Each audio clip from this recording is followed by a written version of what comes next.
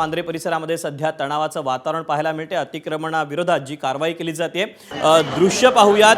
अतिक्रमण हटवताना स्थानिक आक्रमक झालेले आहेत। या ठिकाणी महिला देखील पोलिसांच्या अंगावर गेलेल्या होत्या। हे दृश्यांमध्ये देखील पाहायला मिळालेलं होतं आणि वांद्रे स्टेशन परिसरामध्ये जी वर्षानुवर्षांची अतिक्रमण आहेत ती काढण्यासाठी आता सलग दुसऱ्या दिवशी ही कारवाई केली जाते। आपल्यासोबत अक्षय आहे। अक्षय आपल्याला अपडेट देत होता। अक्षय, दीपक, इथल्या जो जमाव जो आहे जो मोठ्या प्रमाणात जमलेला होता आणि जो पोलिसांना विरोध करत होता, मग त्यामध्ये मोठ्या प्रमाणात महिला देखील होत्या। त्या सगळ्यांना आता पांगवलेलं आहे पोलिसांनी। दुसऱ्यांदा आज हा लाठीचार्ज करण्यात आलेला आहे। अगदी अर्ध्या तासापूर्वी एकदा लाठीचार्ज पोलिसांनी केलेला होता, कारण की इथे दोन अशा इमारत आहेत ज्या दोन इमारतींना पाडण्यास स्थानिकांचा विरोध आहे आणि त्याच दोन इमारतींपैकी एक इमारत ही पूर्णतः जमीनदोस्त करण्यात आलेली आहे आणि दुसरी इमारत जी आहे ती जमीनदोस्त करण्याचं काम इथे सुरू केलेलं आहे। मात्र ही जी दुसरी इमारत आहे ती इमारत पाडत असताना आता पुन्हा एकदा पोलिसांना काही नागरिकांनी विरोध केलेला होता आणि हे सगळे नागरिक जे आहेत ते रस्त्यावर येऊन पोलिसांना विरोध करत होते। त्या पोलिसांवर त्यांनी बादल्या फेकून मारलेल्या आहेत, पाणी फेकून मारलेलं आहे पोलिसांना आणि शेवटी पोलिसांना या ठिकाणी काही ना काय ऍक्शन घ्यावीच लागली आणि ऍक्शन घेतल्यामुळे पोलिसांनी शेवटी इथे लाठीचार्ज केला आणि सगळा जमाव पांगवलेला आहे। दोन वेळा हा लाठीचार्ज झाल्यामुळे आता आणखीन या ठिकाणी तणाव वाढतोय का, कारण की गेल्या 2 दिवसापासून आज कारवाई सुरू आहे आणि ही जी कारवाई आहे ती सुरू असताना इथे जवळपास 1000 पोलीस पर्सनल जे आहेत, म्हणजे जीआरपी असतील, आरपीएफ असतील, हे 1000 पोलीस पर्सनल या ठिकाणी आहेत, सिक्युरिटी पर्सनल या ठिकाणी आहेत आणि त्या सगळ्यांकडून ही जी कारवाई आहे ती कारवाई कुठे ना कुठे सुरक्षितरित्या पार पाडली जावी।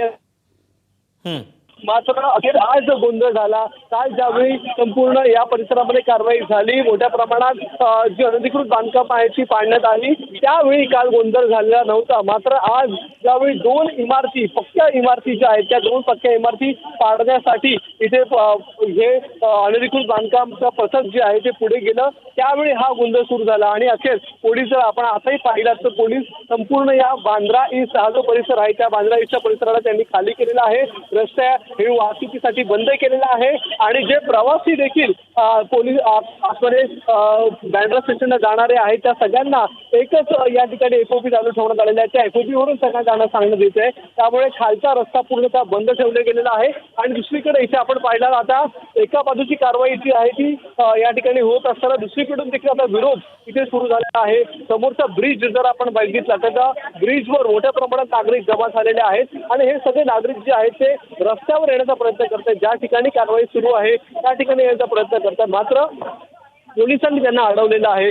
दंगल विरोधी पथक देखील बोलवण्यात आलेलं आहे आणि हा जो जमाव आहे, जो जमाव पोलिसांना किंवा पश्चिम रेल्वेला कारवाईपासून अडवतोय, त्या जमावाला इथे पांगवण्याचं काम पोलिसांकडून सुरू आहे। कालपासून इथे जो जमाव होता त्या सगळ्यांना व्यवस्थित शांतपणे समजावून सांगून इथून पांगवण्यात येत होतं किंवा इथून बाजूला करण्यात येत होतं। आज मात्र पोलिसांचे हे प्रयत्न जे आहेत निष्फळ ठरलेत आणि त्यामुळेच पोलिसांना लाठीचार्ज करावा लागला।